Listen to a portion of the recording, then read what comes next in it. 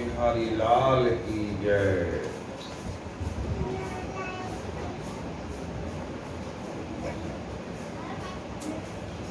भक्ति ज्ञान विराग आपको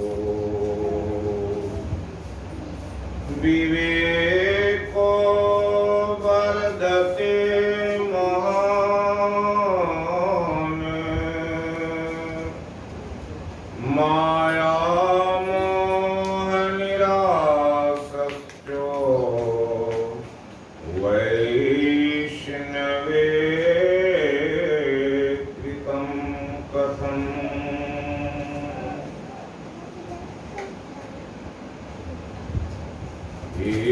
घोरे कलौ जीवश्च सूर्यतां गतः कलेस्क्रान्तस्य तस्यैव शोधने किं परायणः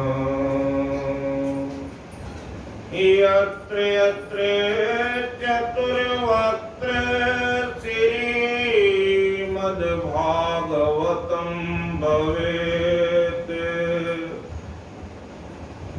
गच्छामि तत्र तत्राहम् गौर्यथा श्रुतिवत्सला मत्कथावाचकं नित्यम् मत्कथा श्रवणे रतम् मत्कथा प्रीतमनुषम् नाहं त्यक्षामि तम नरम्। जो मेरी कथा कहता है, जो सदा उसे सुनने में लगा रहता है तथा जो मेरी कथा से मन ही मन प्रसन्न होता है, उस मनुष्य को मैं कभी त्याग नहीं करता। श्रीमद्भागवतं पुण्यम आयुरारोग्यपुष्टिदं पठनात्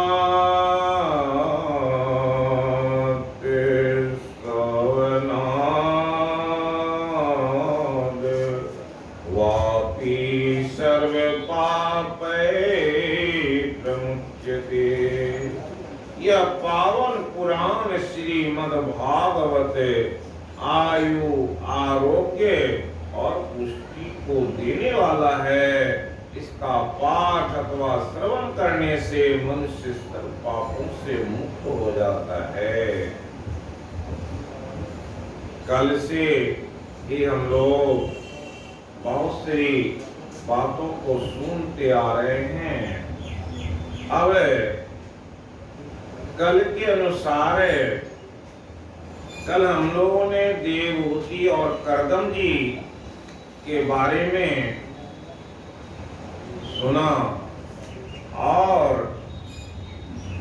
उसी करदम ऋषि के यहाँ भगवान कपिल देव का जन्म हुआ और कपिल देव जी आए और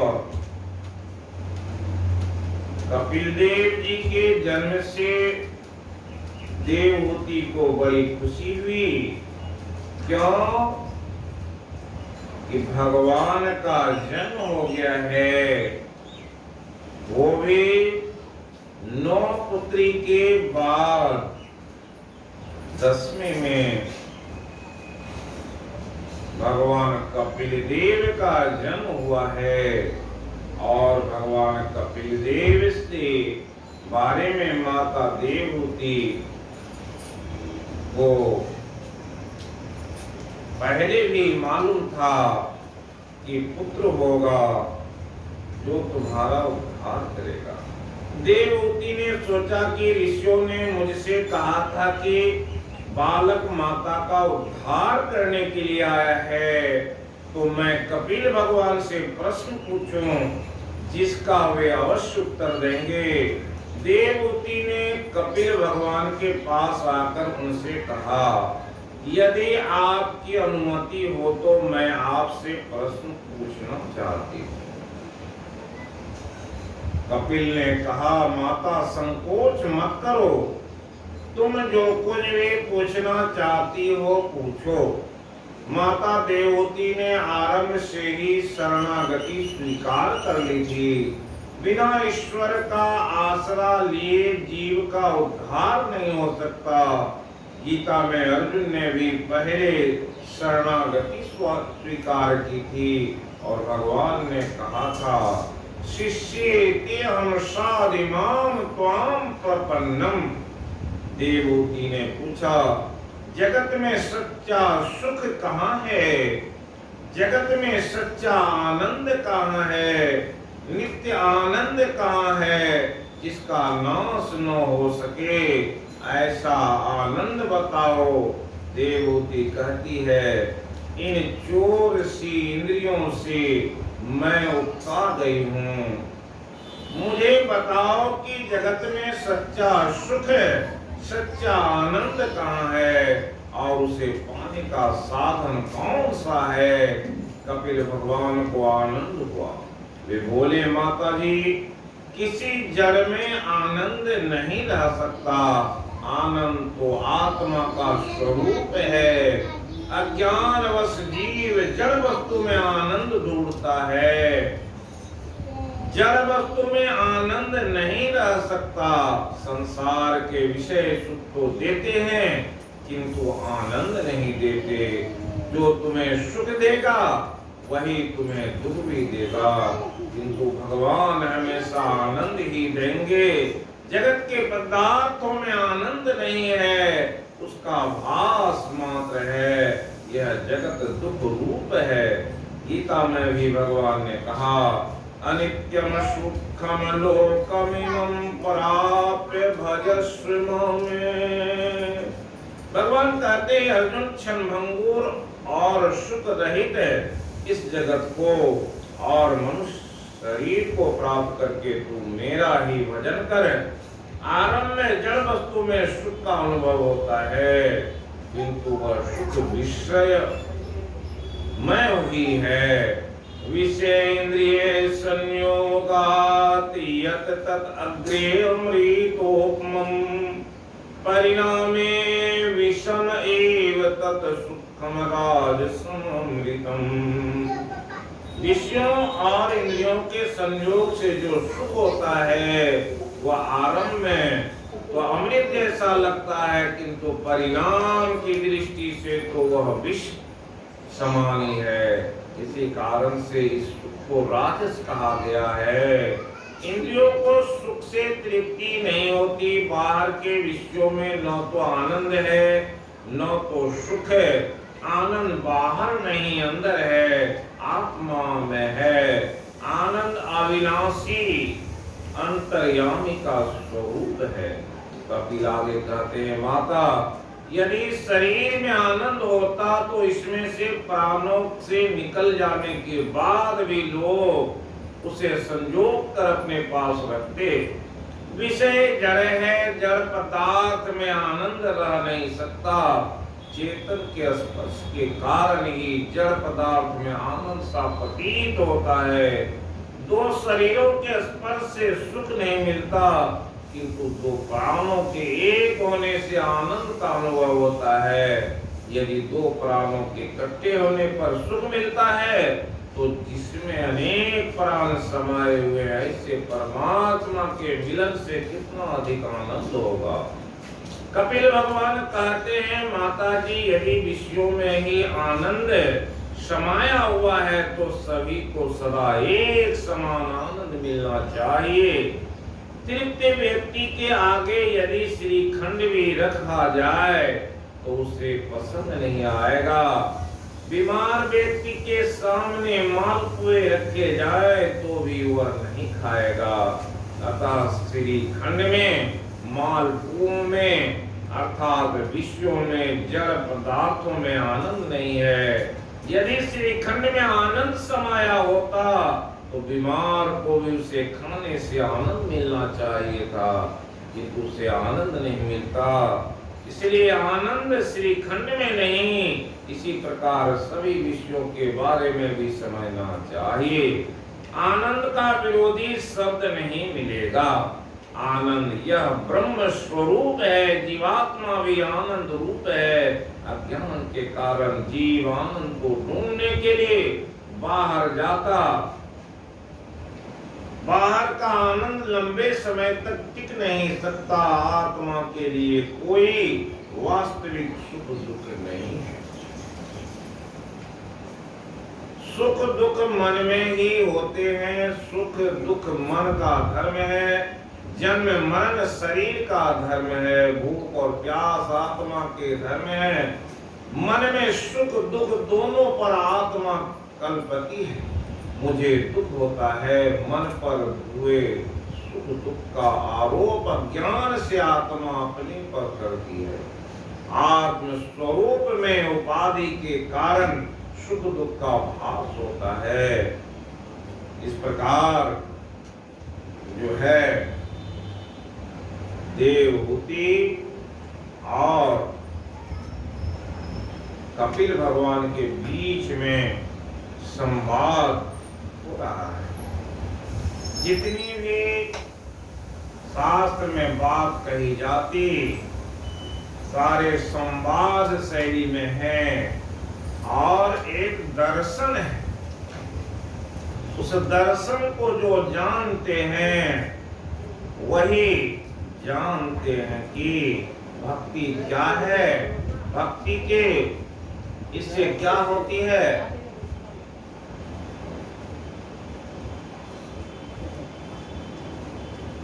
भगवान कपिल ने कहा, माता यह मेरा निश्चय है कि अध्यात्म योगी मनुष्यों के आत्यंतिक कल्याण का मुख्य साधन है।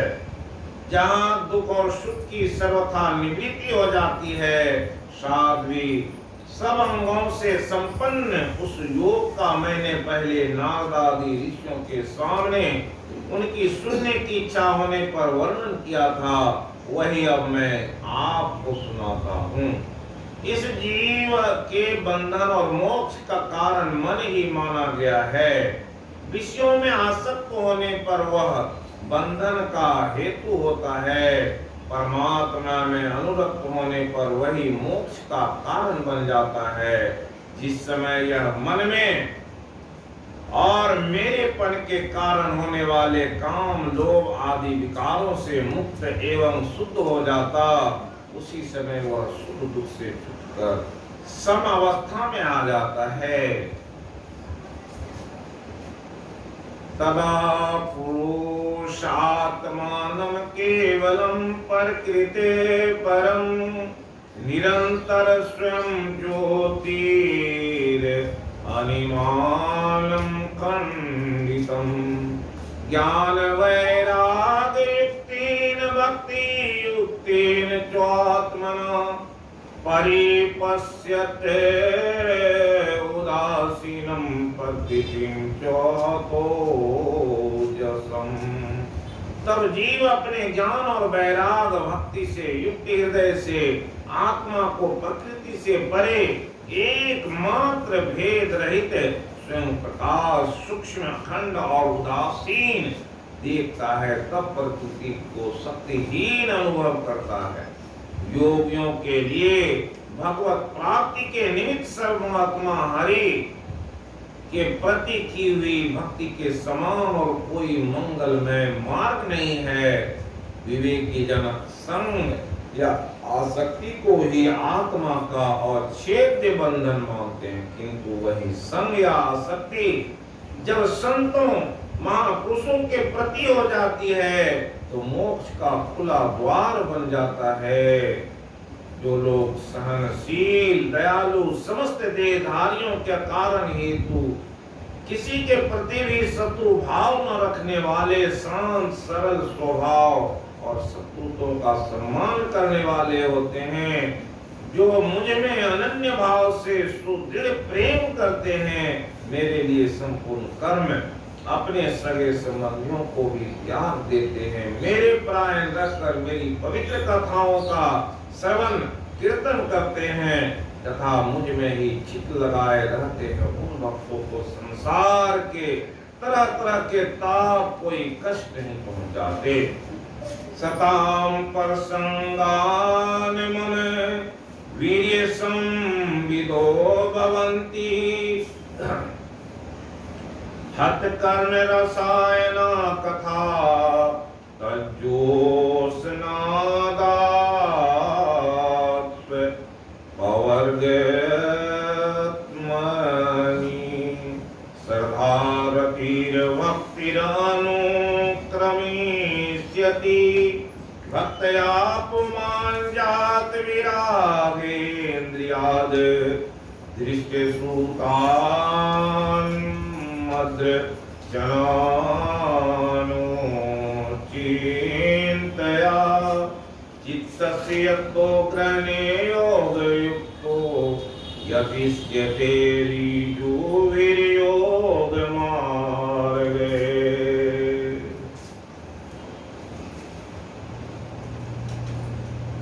सत्पुरुषों के समागम से मेरे पराक्रमों का यथार्थ ज्ञान कराने वाली हृदय और कानों को प्रिय लगने वाली कथाएं होती है।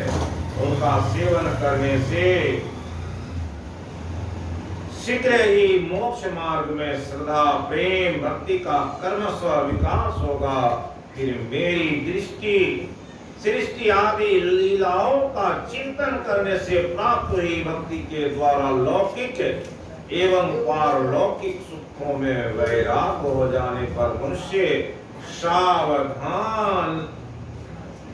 पूर्वक योग के भक्ति प्रधान सरल उपायों से समाहित होकर मनोनिग्रह के लिए यत्न करेगा। इस प्रकार प्रकृति के गुणों से उत्पन्न हुए शब्द आदि विषयों का त्याग करने से वैराग युक्त ज्ञान से योग से और मेरे प्रति की हुई सुदृढ़ भक्ति से मनुष्य मुझ अपने अंतरात्मा को उस देह में ही प्राप्त कर लेता है।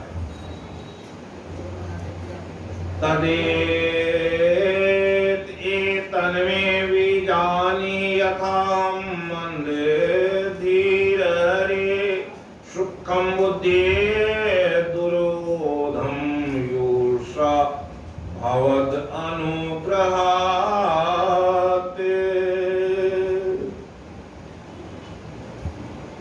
यह सब आप मुझे इस प्रकार समझाइए जिससे कि आपकी कृपा से मैं मंदमती स्त्री जाति भी इस दुर्बोध विषय को सुगमता से समझ सकूं। जिसके शरीर से उन्होंने स्वयं जन्म लिया था, उस अपनी माता का ऐसा अभिप्राय जानकर कपिल जी के हृदय में स्नेह उमड़ आया। उन्होंने प्रकृति और तत्वों का निरूपण करने वाले शास्त्र का, जिसे सांख्य कहते हैं, उपदेश किया। साथ ही भक्ति विस्तार एवं योग का भी वर्णन किया। श्री भगवान वाच देवानाम गुणलिंगानाम अनुस्रव विकर्मणाम सत्वम एव एक मनुष्यो वृत्ति स्वाभाविकी तुया। कपिल भगवान ने कहा, माता जिसका चित्त एकमात्र भगवान में लग गया है, ऐसे मनुष्य की वेद विहित कर्मों में लगी हुई विषयों का ज्ञान कराने वाली कर्मेंद्रिय ज्ञान इंद्रिय दोनों प्रकार की इंद्रियों की जो सत्व मूर्ति श्री हरि के प्रति स्वाभाविक की प्रवृत्ति है, वही भगवान की अनुभूति भक्ति है। यही मुक्ति से भी बढ़कर है, क्योंकि जठरा नल से जिस प्रकार खाए हुए अन्न को पचाता है, उसी प्रकार यह भी कर्म संस्कारों के भंडार रूप लिंग शरीर को तत्काल मुक्त कर देती है। पश्यन्ति ते मेरु संत प्रसन्न वक्तारुण लोचनानि रूपाणि दिव्यानि वरप्रदानि साकं वाचम् अस्पृहणीयां वदन्ति तैर्दर्शनीया वैरुदार विलास सेक्षितवाम सुप्ते भगात मनोहत प्राणानामश्च भक्ति रनीक्षतो में गति मंडवी प्रयुक्ते। मेरी चरण सेवा में प्रीति रखने वाले और मेरी प्रसन्नता के लिए समस्त कार्य करने वाले कितने ही बलवागी भक्त जो एक दूसरे से मिलकर प्रेम पूर्वक मेरी पराक्रमों की चर्चा किया करते, मेरे साथ एक ही भाव की भी इच्छा नहीं करते। माँ, वे साधुजन अरुण नयन और मनोहर मुखार बिंद से युक्त मेरे परम सुंदर वरदायक दिव्य रूपों की झांकी करते हैं और उनके साथ प्रेम संभाषण भी करते हैं। इसके लिए बड़े बड़े तपस्वी भी ललायत रहते हैं। दर्शनीय अंग प्रत्यंग उदार हास विलास मनोहर चितवन और सुमधुर वाणी से युक्त मेरे उन रूपों की माधुरी में उनका मन इंद्रियां फंस जाती। ऐसी मेरी भक्ति न चाहने पर भी उन्हें परम पद की प्राप्ति करा देती है। नान्यत्रे मद्भागवतः प्रधान पुरुषेश्वरात् आत्मानः सर्वभूतानां भयं तीव्रं निवर्तते। मैं साक्षात भगवान हूँ, प्रकृति और पुरुष भी प्रभु हूँ, प्रकृति और पुरुष का भी प्रभु हूँ तथा समस्त प्राणियों का आत्मा हूँ। मेरे सिवा और किसी का आश्रय लेने से मृत्यु रूप महाभय से छुटकारा नहीं मिल सकता। मेरे भय से यह वायु चलती है, मेरे भय से सूर्य तपता है, मेरे भय से इंद्र वर्षा करता और अग्नि जलती है तथा मेरे ही भय से मृत्यु अपने कार्य में प्रवृत्त होता है। ज्ञान वैराग युक्तेन भक्ति योगेन योगिनः क्षेमाय पादमूलं मे प्रविशन्ति कुतो भयं एतावानेव लोके अस्मिन् पुंसामनि श्रेष्ठोदय तीव्रेण भक्ति योगेन मनो मयर्पितस्थिरम्। योगीजन ज्ञान वैराग्य भक्ति योग के द्वारा शांति प्राप्त करने के लिए मेरे निर्भय चरण कमलों का आश्रय लेते हैं। संसार में मनुष्य के लिए सबसे बड़ी कल्याण प्राप्ति यही है कि उसका चित्त तीव्र भक्ति योग के द्वारा मुझ में लगकर स्थिर हो जाए।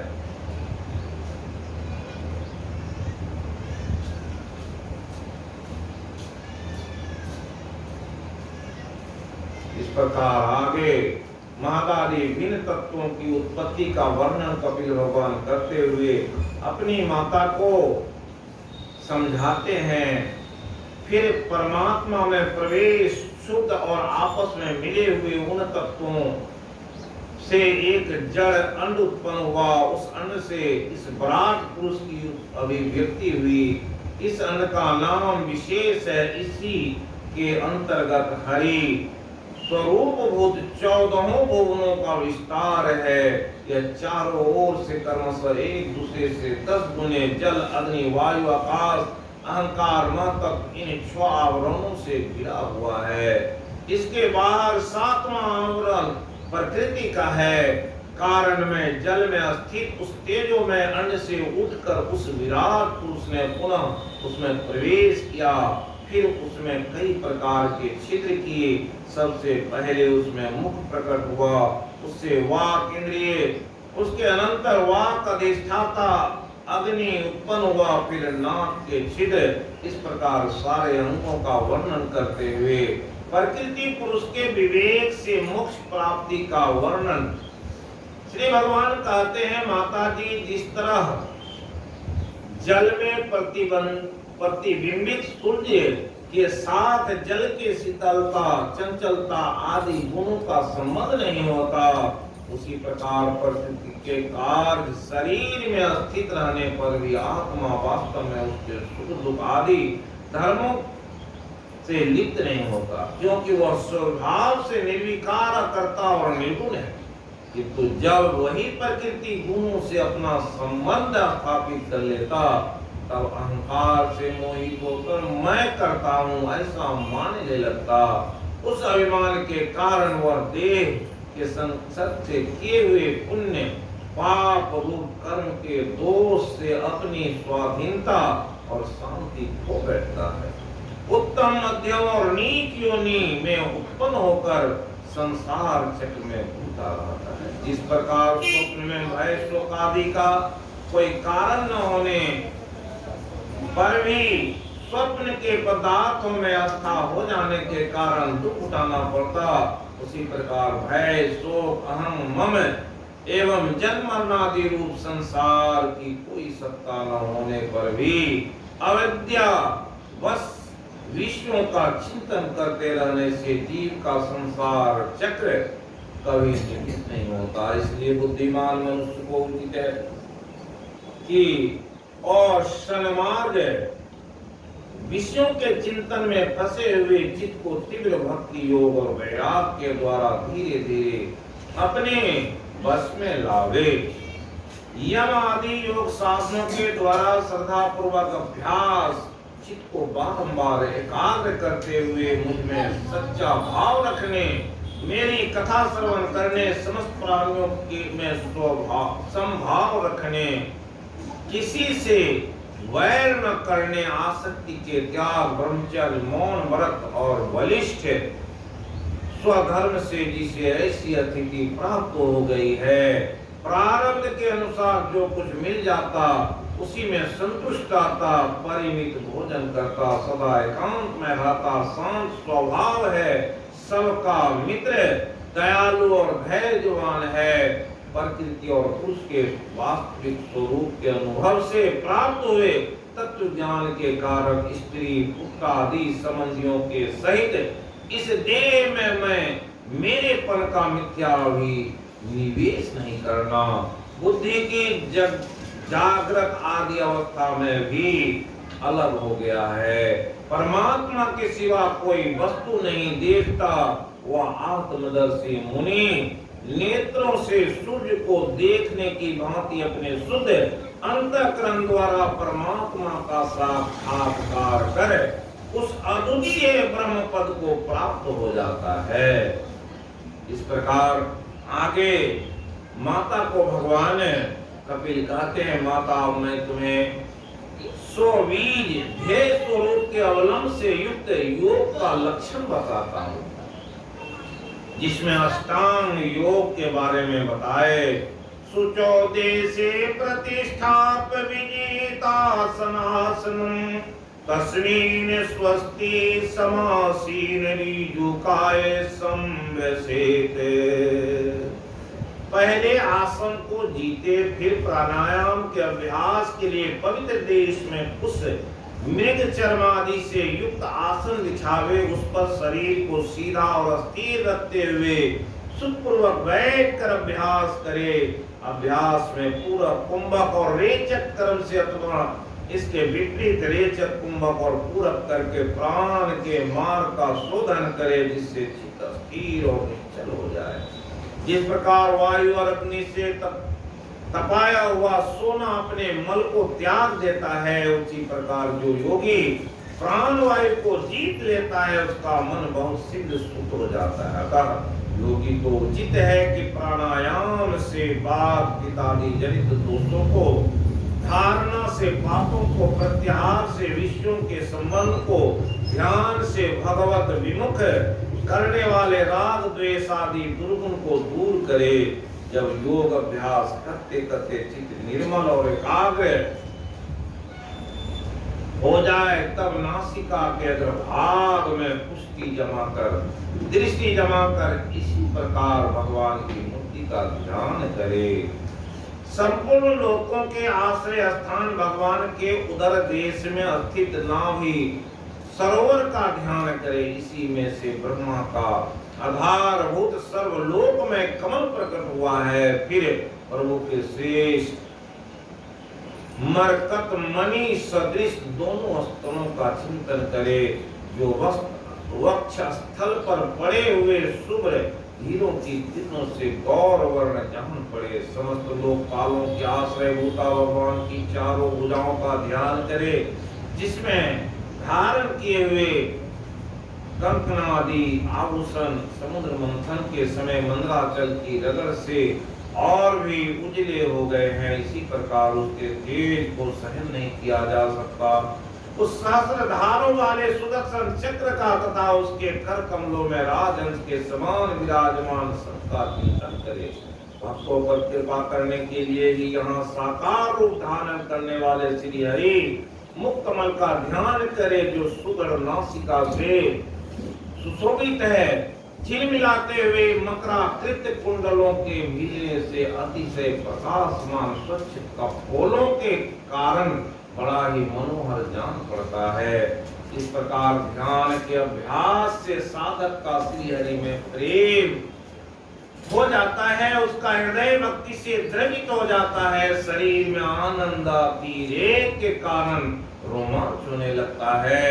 उत्कंठा जनित प्रेमाश्रुओं के धारा में वह बारंबार अपने शरीर को नहलाता है और फिर मछली पकड़ने के कांटे के समान हरि को अपनी ओर आकर्षित करने के साधन रूप अपने चित्त को भी धीरे धीरे ध्येय वस्तु से हटा लेता है। जैसे तेल आदि के चूक जाने पर दीप शिखा अपने कारण रूप तेजस तत्वों में लीन हो जाता है, वैसे ही आश्रय विषय और राग से रहित होकर मन शांत ब्रह्माकार हो जाता है। इस अवस्था के प्राप्त होने पर जीव गुण प्रवाह रूप देहादि उपाधि से निवृत्त हो जाने के कारण ध्याता ध्येय आदि विभाग से रहित एक अखंड परमात्मा को ही सर्वत्र अनुगत देखता है। जिस प्रकार अत्यंत स्नेह के कारण पुत्र और धनादि में भी साधारण जीवों की आत्मबुद्धि रहती है, किंतु थोड़ा सा विचार करने से ही वे उनसे स्पष्टतया अलग दिखाई देते। उसी प्रकार जिन्हें यह अपना आत्मा मान बैठा है, उन देहादि से भी उनका साक्षी पुरुष पृथक ही है। जिस प्रकार जलती हुई लकड़ी से, चिंगारी से, स्वयं अग्नि से ही प्रकट हुए धुएं से अग्नि रूप मानी जाने वाली उस जलती हुई लकड़ी से भी अग्नि वास्तव में पृथक ही है, उसी प्रकार भूत इंद्रिय और अंतःकरण से उसका साक्षी आत्मा अलग है तथा जीव का लाने वाले उस आत्मा से भी ब्रह्म भिन्न है और प्रकृति से उसके संचालक पुरुषोत्तम भिन्न है। जिस प्रकार देह दृष्टि से जरायुज, अंडज, स्वेदज और उद्भिद चारों प्रकार के प्राणी पंचभूत मात्र हैं, उसी प्रकार संपूर्ण जीवों में आत्मा और आत्मा में संपूर्ण जीवों को अनन्य भाव से अनुगत देखे। जिस प्रकार एक ही अग्नि अपने पृथक पृथक आश्रयों से उनकी विभिन्नता के कारण भिन्न भिन्न आकार का दिखाई देता, उसी प्रकार देव, मनुष्य आदि शरीरों में रहने वाले एक ही आत्मा अपने आश्रयों के गुण भेद के कारण भिन्न प्रकार भासता है। इस प्रकार भगवान बताते हैं कि आत्मा के बारे में ज्ञान कराए, भक्ति का मर्म और काल की महिमा। देवहूति ने पूछा, प्रभु प्रकृति, पुरुष और महतत्व आदि जैसा लक्षण सांख्य शास्त्र में कहा गया, जिसके द्वारा उनका वास्तविक स्वरूप अलग अलग जाना जाता है, भक्ति योग को ही जिसका प्रयोजन कहा गया है, वह आपने मुझे बताया। अब कृपा करके भक्ति योग का मार्ग मुझे विस्तार पूर्वक बताइए। भगवान ने कहा, माता, साधकों के भाव के अनुसार भक्ति योग का अनेक प्रकार से प्रकाश होता है, क्योंकि स्वभाव और गुणों के भेद से मनुष्यों के भाव में भी भिन्नता आ जाती है। अभिसंधाय तो हिंसा दंभम मात्सर्यमेव वा शरम भी भिन्न दृग भावम मयि कुर्यात् सामशो विषयान भी संधाय यश ऐश्वर्यमेव वा आचार्यदावर्चेद्यो मां पृथक भाव स्वराजसो। जो वेदर्शी क्रोधी पुरुष के हृदय में हिंसा दंभ अथवा मात्सर्य का भाव रखकर मुझसे प्रेम करता है वह मेरा तामस भक्त है। जो पुरुष विषय यश और ऐश्वर्य की कामना से प्रतिमादि में मेरा भेदभाव से पूजन करता है वह राजस भक्त है। जो व्यक्ति पापों का क्षय करने के लिए परमात्मा को अर्पण करने के लिए और पूजन करना कर्तव्य है इस बुद्धि से मेरा भेदभाव से पूजन करता है वह सात्विक भक्त है। जिस प्रकार गंगा का प्रवाह अखंड रूप से समुद्र की ओर बहता रहता है उसी प्रकार मेरे गुणों के श्रवण मात्र से ही मन की गति तेल धारावत अविच्छिन्न रूप से मुझे सर्वांतरामी के प्रति हो जाना तथा मुझ पुरुषोत्तम में निष्काम और अनंत प्रेम होना यह निर्गुण भक्ति का लक्षण कहा गया है। स्वये भक्ति योगाख्य आत्म्यंतिक उदाहरितः येनाति प्रज्ञ त्रिगुणं मदभावायोपद्यते। भगवत सेवा के लिए मुक्ति का तिरस्कार करने वाला यह भक्ति योग ही परम पुरुषार्थ साध्य कहा गया है। इसके द्वारा उस तीनों गुणों को लांघ कर मेरे भाव को मेरे प्रेम रूप और प्राकृतिक स्वरूप को प्राप्त हो जाता है। आध्यात्मिकानुश्रवणम संकीर्तनाश्च मे आर्जवने नारि संगे निरंकार क्रियया ततः।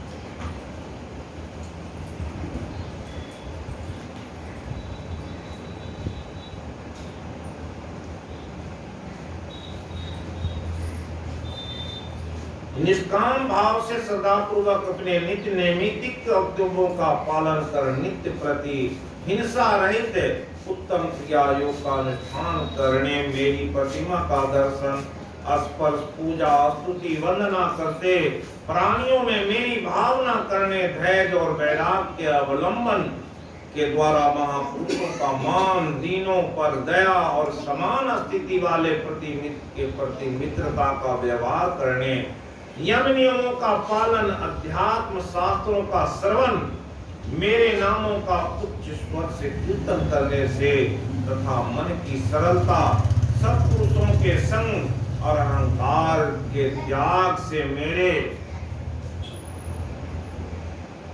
अनुष्ठान करने वाले भक्त पुरुष का चित्त अत्यंत शुद्ध होकर मेरे गुणों के श्रवण मात्र से अनायास ही मुझ में लग जाता है। भक्ति योगश्च मया मानव्योदीरित्य ययोरेकतरेणैव पुरुषं व्रजेत एतत् भागवतो रूपं ब्रह्मणः परमात्मनः परम प्रधानं पुरुषं देवं कर्मे विचेष्टितम्। माता जी इस प्रकार मैंने तुम्हारे लिए भक्ति योग अष्टांग योग का वर्णन किया। इनमें से एक का भी साधन करने से जीव परम पुरुष भगवान को प्राप्त कर सकता है। भगवान परमात्मा पर ब्रह्म का अद्भुत प्रभाव संबंध संपन्न तथा जागतिक पदार्थों के नाना विध वे चित्र का हेतुभूत स्वरूप विशेष ही काल नाम से विख्यात है।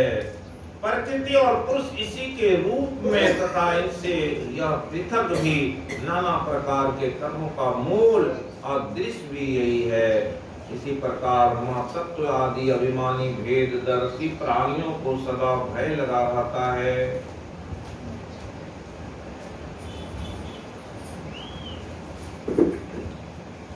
आगे कपिल भगवान देह के आसक्त पुरुषों के अधोगति का वर्णन करते हैं कि जो व्यक्ति अपने देह के बारे में अपने घर मकान और बहुत सारे संपत्तियों के बारे में लगा रहता है, उसके बारे में कहते हैं जंतु वे भव एतस्मिन् यो याम याम योनिम अनुव्रजेत तस्याम तस्याम स्वलभते निवितिम नो वीरजेत नरकस्तोऽपि देहं वे पुमांस्त्यक्तुम् इच्छति नारक्याम निवृतो सत्याम देव माया विमोहित आत्मजाया सुतार कार पशु सुद्रवीन बंधुसु निगूढ़ मूल हृदयात्मानं बहुमन्यते संजहमान सर्वांग ऐसा मुदे वहनाधीनः करोति वीरतन्मूढो दूरति तानि दुराश्रयः।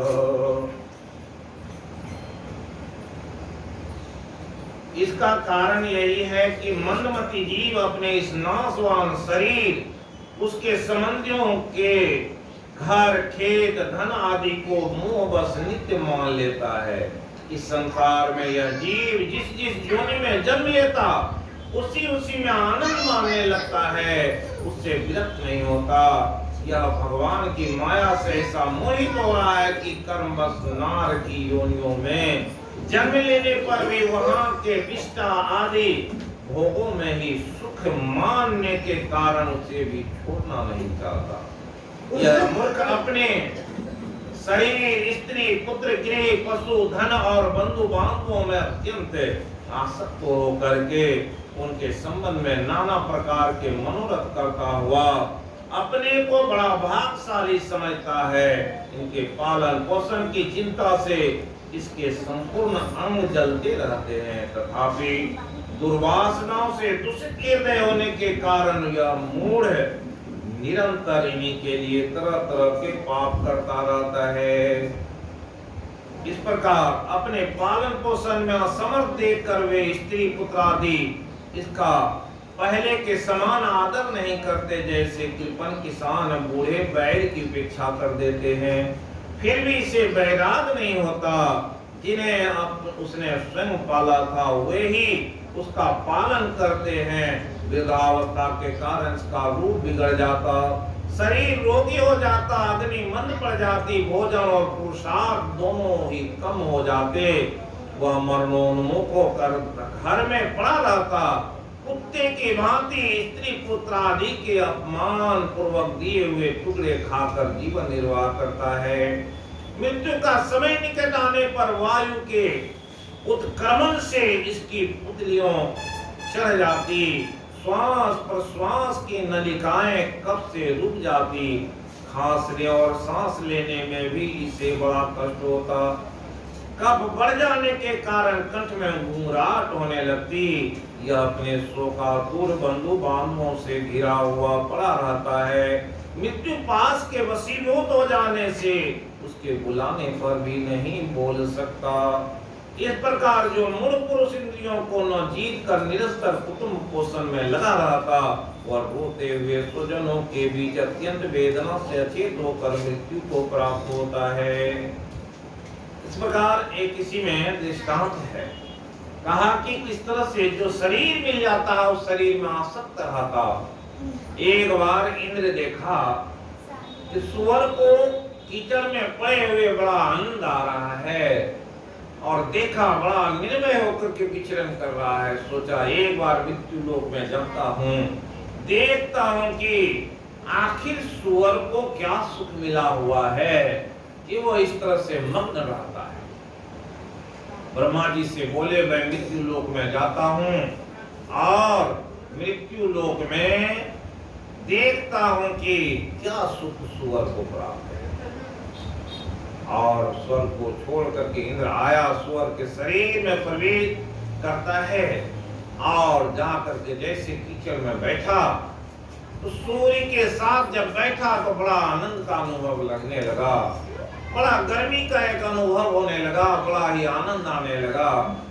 और अब क्या है, सुअर के साथ ऐसे मिल जुल गया और गंदे गंदे चीज को खाता, बड़ा आनंद आता और पत्नियों के साथ। इसलिए सुअर का शरीर बड़ा हिष्ट पुष्ट होता, उसकी पत्नियां कैसी है, बच्चे भी बड़े हिष्ट पुष्ट रहते और अनेकों बच्चे रहते, उसके साथ में खेलता खाता और मस्ती में रहता है। जब देखा इंद्र ऐसे उसमें घुल मिल गया, सालों भी गुजर गए। अब स्वर्ग की अप्सराएं खोज रही है, आखिर ये इंद्र गया तो कहां। ब्रह्मा जी से जाकर के पूछते हैं कि ब्रह्मा जी, ये इंद्र कहाँ गया हुआ है। सारे देवता पूछते हैं तो दिखाया कि देखो इंद्र कहाँ है, मृत्यु लोक में पड़ा हुआ और किस तरह से अभक्ष्य भोजन करता है और फिर वहां पड़ा हुआ किस तरह से आनंद में आता है। शरीर तो मिला हुआ है, नारकीय जीव है, नरक में पड़ा हुआ है, फिर भी आनंद है। इसलिए ब्रह्मा जी को सभी देवता कहे कि इसके मुक्त कराना चाहिए। आए, इंद्र को समझाया कि तुम सुअर के शरीर में पड़े हुए हो, इस सूरों के साथ में क्या करते हो, चलो स्वर्ग में। स्वर्ग का आनंद भूल गए, कहा कि छोड़ो स्वर्ग, यहाँ जो आनंद है वो स्वर्ग में नहीं। जो अप्सराएं हैं उनमें भी वो आनंद नहीं है जो सूरों के बीच में, इस बच्चों के बीच में मुझे मिल रहा है। जो विष्टा में जो आनंद है वो स्वर्ग के भोजन में भी आनंद नहीं है। अब समझाने पर भी जब नहीं माना, समझ गए ब्रह्मा जी देवता की आसक्त हो गया है। इसलिए ब्रह्मा जी बोले, पहले इनके बच्चे को समाप्त करो। फिर बच्चे को भी समाप्त करने पर उसमें कुछ भी विरक्त का भाव नहीं हुआ। जितनी सूरों के बीच में, सूर्य के बीच में रहते थे, सारे को समाप्त कर दिए। फिर भी वो शरीर को नहीं छोड़ना चाहता था। तो अंतिम में जाके सुअर के शरीर को भी जब नष्ट कर दिया, तब इंद्र से निकला, तब स्वर्ग लोक में गया। ये आसक्ति है, ये वासना है, जो इसे नहीं त्यागता उसे बड़ा कष्ट होता है। कपिल देव भगवान इसी को समझाते हुए कहे, और जब बूढ़ा हो जाता है व्यक्ति तो ऐसी स्थिति आती है। एक तो पता आप लोग छोड़ दीजिए, बच्चा है ना, लगा जब बताओ नंदू तो किसी को बताओ।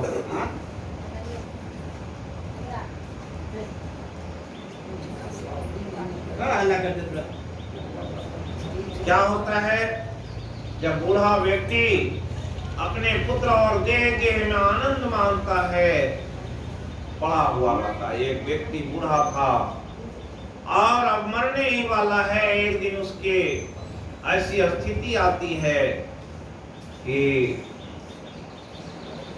देखा क्या कि कुछ बोल रहा है। उसके बच्चे लोग सोचे, हो सकता है हमारे पिताजी कुछ कहीं पैसे वगैरह रखे हुए हैं, उसी को कहना चाह रहे हैं। इसलिए सबों ने तुरंत डॉक्टर बुलाया, दवाई दिया, कुछ होश में आया, पूछा पिताजी क्या कहना चाह रहे। कहा कि रे मूर्ख, तुम लोग तो इसी तरह से धन को बर्बाद कर दोगे। देखा नहीं, कल ही झाड़ू लाया था और गाय का जो बच्चा होता है वो झाड़ू को चबा रहा था। उसकी आंख देख रही थी बेहोशी हाल में भी, तो मन में गुस्सा आ रहा था, ये लोग मेरे नजदीक बैठा हुआ है, उस झाड़ू को गाय के बछड़े से हटा नहीं पाता है। कितना मूर्ख है मेरा पुत्र। इसी तरह से संसार में आसक्ति लगी रहती है। अंतिम समय में वे लोग परमात्मा को याद नहीं करते, याद किसकी करते। कि बेटा को मंगा दो तो अमुक पुत्री को मंगा दो, अमुक संबंधी को मंगा दो, लोग उससे मिलना चाहते हैं, लेकिन उस समय में परमात्मा की ओर अपनी वृत्ति भी नहीं कर पाते। इसलिए जिसकी ऐसी स्थिति हो जाती है, तो जब जाते हैं यमराज के दरबार या धर्मराज के दरबार में, कहते जो करना है कीजिए, लेकिन मुझे जाने दीजिए। मेरी पुत्री आई हुई है, मेरे भाई आए हुए हैं, सारे रोते छटपटाते हैं, मैं उससे मिलना चाहता हूँ। इसलिए क्या होता है, जो जिस लायक होता है उसको ऐसा शरीर मिल जाता है। उस शरीर में जाने से क्या मिलता, अधोगति मिल जाता है। अगर थोड़ा ऐसा भी उस समय स्मरण बना रहे, मनन और चिंतन बना रहे, तो उसका कल्याण हो जाता है। इस प्रकार देवभूति को भगवान समझाए। आदि पनम स्वगात्रानं वेष्टि इतोल प्रमुखादिशि भी आत्मेमान साधनम क्वापि स्वकृतम परतोऽपि वा। वहां उसके शरीर को धधकती लकड़ियों आदि के बीच में डालकर जलाया जाता, कहीं स्वयं दूसरों के द्वारा काट काट के उसे अपना ही मांस खिलाया जाता। यमपुरी के कुत्ते गिद्धों द्वारा जीते जी उसकी आंतें खींची जाती। सांप, बिच्छू और डांस आदि डसने वाले, डंक मारने वाले जीवों से शरीर को पीड़ा पहुंचाई जाती। शरीर को काट कर टुकड़े टुकड़े किए जाते, उसे हाथियों से चिरवाया जाता, पर्वत शिखरों से गिराया जाता अथवा जल या गड्ढे में डालकर बंद कर दिया जाता। ये सब यातनाएं इसी प्रकार कामिष्ट, आंध्र कामिष्ट, रौरव आदि नरकों की और भी अनेक यातनाएं स्त्री हो या पुरुष उसे जीव को पारस्परिक संसर्ग से होने वाले पाप के कारण भोगनी पड़ती। माता जी, कुछ लोगों का कहना है कि स्वर्ग नरक को इसी लोक में है। क्यों कि जो नार की यातनाएं हैं वे यहाँ ही देखी जाती। इस प्रकार अनेक कष्ट भोग कर अपने कुटुंब का ही पालन करने वाले अथवा केवल अपना ही पेट भरने वाले उस पुरुष उन कुटुंब और शरीर दोनों को यही छोड़कर मरने के बाद अपने किए हुए पापों का ऐसा फल भोगता है। अपने इस शरीर को यही छोड़कर प्राणियों से द्रोह करके एकत्रित हुए पाप रूप पाथे को साथ लेकर वो अकेला ही नरक में जाता है। मनुष्य अपने कुटुंब का पेट पालने में जो अन्याय करता है, उसका देव विहित फल वह नरक में जाकर भोगता है। उस समय वो ऐसा व्याकुल होता है मानो उसका सर्वस्व लूट गया हो। जो पुरुष से निरी पाप की कमाई से ही अपने परिवार का पालन करने में व्यस्त है, वह अंध तामिस नरक में जाता है, जो नरकों में चरम सीमा का कष्टप्रद स्थान है। मनुष्य जन्म मिलने के पूर्व जितनी भी यातनाएं हैं, सूकर, कुकर आदि योनियों के जितने कष्ट हैं, उन सबको क्रम से भोग कर शुद्ध हो जाने पर वह फिर मनुष्य योनि में जन्म लेता है। अब भगवान कहते हैं कि मनुष्य योनि को प्राप्त हुए जीव की गति का वर्णन।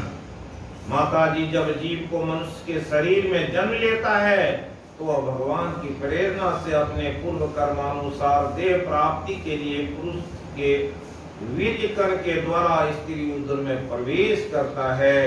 इस प्रकार बताते हैं कि मनुष्य का शरीर किस प्रकार मिलता और वह पिंजरे में बंद पक्षी के समान प्राणहीन एवं अंगों को हिलाने डुलाने में भी असमर्थ रहता। इस समय अदृष्टि की प्रेरणा से उसे स्मरण आदि शक्ति प्राप्त होती है। तब अपने सैकड़ों जन्मों में कर्म आद जाते, वो बेचैन हो जाता, उसका दम घुटने लगता। ऐसी अवस्था में उसे क्या शांति मिल सकती है। 7वां महीना आरंभ होने पर ज्ञान शक्ति का भी उन्मेष हो जाता है।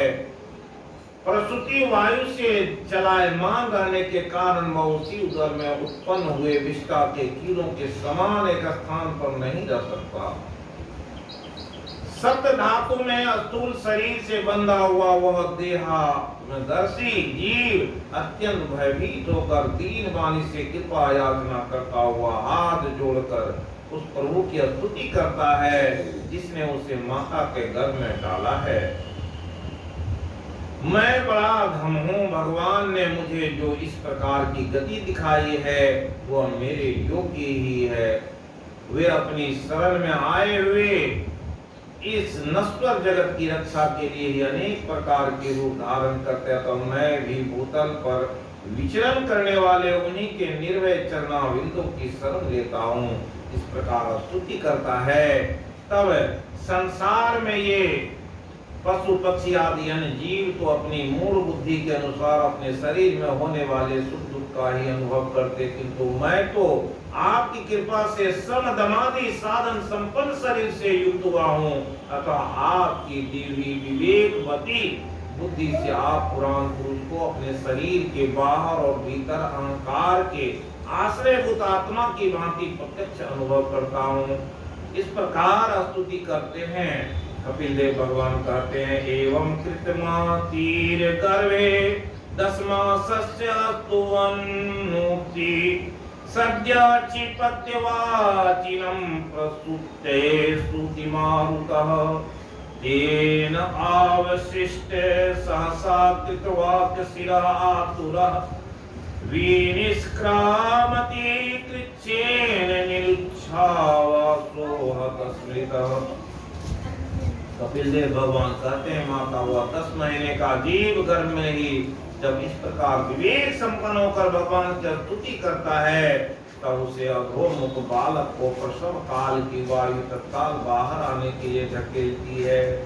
उसके सहसा धकेलने पर वह बालक अत्यंत व्याकुल हो नीचे गिर करके बड़े कष्ट के बाहर निकलता। उस समय उसके श्वास की गति रुक जाती, पूर्व स्मृति नष्ट हो जाती। पृथ्वी पर माता के रुधिर और मूत्रों से पड़ा हुआ वो बालक विष्टा के कीड़े के समान छटपटाता है।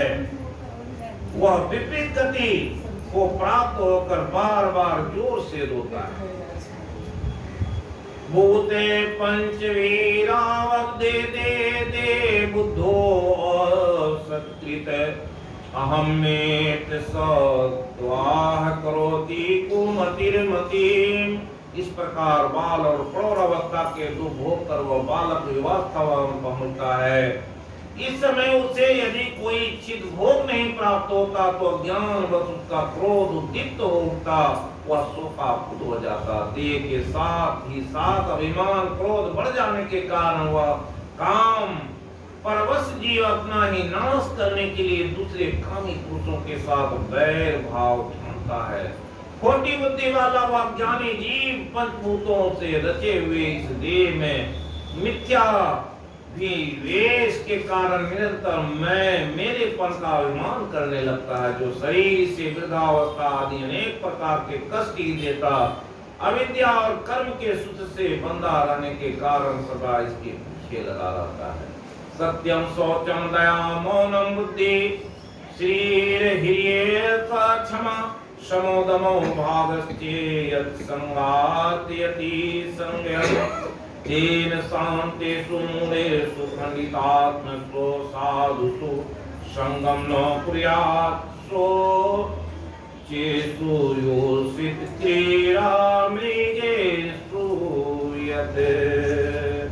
जिनके संग से इसके सत्य शौच दया वाणी का संयम बुद्धि धन संपत्ति लज्जा यश क्षमा मन और इंद्रियों का संयम ऐश्वर्य आदि सभी सद्गुण नष्ट हो जाते, उन अत्यंत शोचनीय स्त्रियों के क्रीड़ा मृग अशांत मूड और देहा में दर्शी और सत्पुरुषों का संग कभी नहीं करना चाहिए, क्योंकि जीव को किसी और का संग करने से ऐसा मोह बंधन नहीं होता जैसा स्त्री और स्त्री के संज्ञों के संग करने से होता है। एक बार अपनी पुत्री सरस्वती को देखकर ब्रह्मा जी उसके रूप लावण पर मोहित हो गए थे।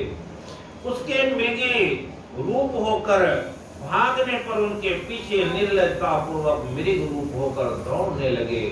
उन्हीं ब्रह्मा जी ने मरीचि और प्रजापति को तथा मरीचि आदि ने कश्यप आदि की और कश्यप आदि ने देव मनुष्य आदि प्राणियों की सृष्टि की। अतः इनमें एक ऋषि प्रवर नारायण को छोड़कर ऐसा कौन हो सकता है जिसकी बुद्धि स्त्री रूपिणी माया से मोहित न हो। मेरी स्त्री रूपिणी माया का बल तो देखो, जो अपने विकृति विलास मात्र से बड़े बड़े दिग्विजयी वीरों को पैरों में से उछल देती है। जो पुरुष योग के समय पद पर आरूढ़ होना चाहता है अथवा जिसे मेरी सेवा के प्रभाव का आत्मा का विवेक हो गया है, वह स्त्रियों का संग कभी न करे, क्योंकि उन्हें ऐसे पुरुष के लिए नरक का खुला द्वार बताया गया है। भगवान की रची हुई यह स्त्री रूपिणी माया धीरे धीरे सेवा आदि के निश्चय पास आती है।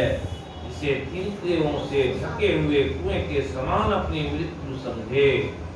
स्त्री में आसक्त रहने के कारण अंत समय में स्त्री का ही ध्यान रहने से जीव को स्त्री योनि प्राप्त होती है। इस प्रकार स्त्री योनि को प्राप्त हुआ जीव पुरुष रूप में प्रतीत होने वाली मेरी माया को ही धन पुत्र और गृह आदि देने वाला अपना पति मानता है। शास्त्र में जो मनुष्य को पुरुष कहा, स्त्री नहीं कहा, इसका यही कारण है कि स्त्री को अंत समय में अपने पुरुष की याद आती तो क्या होता है, अंत में जो मति होती है वो गति मिल जाती, उसे पुरुष का जन्म मिल जाता। इस जो पुरुष है अपनी स्त्री में आसक्त रहता, मरने के समय अपनी स्त्री की याद करता, तो लिखे यहाँ कबीर भगवान कहते हैं उसको स्त्री शरीर मिल जाता, स्त्री वाला शरीर मिलता है और स्त्री को पुरुष वाला मिल जाता है। इसलिए ये शरीर हमेशा बदलते रहता, कभी स्त्री कभी पुरुष। एक रूप में कोई पुरुष नहीं रहता, कोई स्त्री स्त्री नहीं रहती। तो जिस प्रकार व्याधे का गान कानों को प्रिय लगने पर भी बेचारे भोले भाले पशु पक्षी को फंसाकर उसके नाश का ही कारण होता है, उसी प्रकार उन पुत्र पति गृह आदि को विधाता की निश्चित की हुई अपनी मृत्यु ही जाने। देवी जीव के उपाधि भूत लिंग देह के द्वारा उस पुरुष एक लोक से दूसरे लोक में जाता और अपने प्रारब्ध कर्मों को भोगता हुआ निरंतर अन्य देहों की प्राप्ति के लिए दूसरे कर्म करता रहता है। जीव उपाधि रूप लिंग शरीर मोक्ष पर्यंत उसके साथ रहता। भूत इंद्रिय और मन का कार्य रूप अस्तूल शरीर इसका भोग स्थान है। इस दोनों का परस्पर संगठित होकर कार्य न करना ही प्राणी की मृत्यु, दोनों का साथ साथ प्रकट होना जन्म कहलाता है। इस प्रकार कपिल भगवान यहाँ सृष्टि चक्र के बारे में कहे, व्यक्ति जैसा कर्म करता उसके हिसाब से उसको शरीर मिलता है। इस संबंध में एक दृष्टांत है काशी के एक राजा बड़ा ही व्रत करने वाले थे, उनकी पत्नी भी बड़ी व्रती थी और एक दिन गंगा में स्नान करके दोनों आ रहे थे, कुछ व्रत किए हुए थे। जब आ रहे थे उस समय में किसी से बात नहीं करना था, किसी देव स्थान में जाकर के भक्ति करनी। लेकिन क्या हुआ, रास्ते में एक व्यक्ति मिल गया, राजा उससे गपशप करने लगा। पत्नी आगे चलने लगी, इंतजार करते आगे बढ़ने लगी, बढ़ते बढ़ते आगे चली जाती है और फिर देव स्थान में पहुंच गए। ये उस लंपट से गप करने में रह गया। जब वहां जाता है, दोनों देव पूजन करने के बाद लौटता समय आता है उसकी मृत्यु। रानी जो है पुनः वो कुमारी बन गई और राजा जो था उसे कुत्ते की योनि में चला। कुत्ते की योनि में जाने के बाद रानी को अपने पति पर बड़ा ये था। रानी जो राजकुमारी थी, आगे जब उम्र थोड़ा बढ़ा तो वो पहले से भी योग विद्या में बड़ी निपुण थी। अपने योग बल से देखा कि आखिर हमारे पति कहाँ गए, तो देखा कि वो कुत्ते की योनि में। बड़ा उन्हें ये हुआ, सोचा कि मुझे उससे ही पति बनाना। इसलिए जहां वो कुत्ते के शरीर में था कुछ भोजन लेकर के गई, उसे कहा तुम कुत्ता नहीं हो, तुम तो ऐसे जीव हो, तुम तो राजा थे, कैसे कैसे लोग तुम्हारे पास में आते थे, लेकिन तुम्हारी प्रवृत्ति बिगड़ी, याददाश्त बिगड़ा तो तुम क्या हुए, कुत्ता बन गए। इसलिए याद करो कि तुम राजा हो, तुम मनुष्य थे, राजा थे, और फिर तुम्हारे शरीर बदले। फिर क्या होता है, कुत्ते का शरीर छूटा, सियार का शरीर मिला, फिर इसी तरह से बदलते बदलते बार बार वो राजकुमारी जाकर उसे याद कराती है। अंतिम याद कराते कराते उसको शरीर क्या चीज का मिला, मयूर का शरीर। तो कहते हैं कि जब मयूर का शरीर मिला तब तक 7 जन्म बीत गए। राजकुमारी बोली कि मैं तो विवाह करूंगा, अपने राजा से बताई कि मैं उसी राजकुमार से करूंगा, लेकिन उसकी अधोगति हो गई है, उसे मैं संभालना चाहती हूँ। तब राजा जो है जनक उस समय में यज्ञ, उस यज्ञ के जल से उस मयूर को ले आकर के स्नान करवाई, तब जाकर के उसके शरीर निर्मल हुए, पुनः मनुष्य शरीर में वो लौटा और फिर राजकुमार बना। तब जाकर के वो राजकुमार उससे विवाह।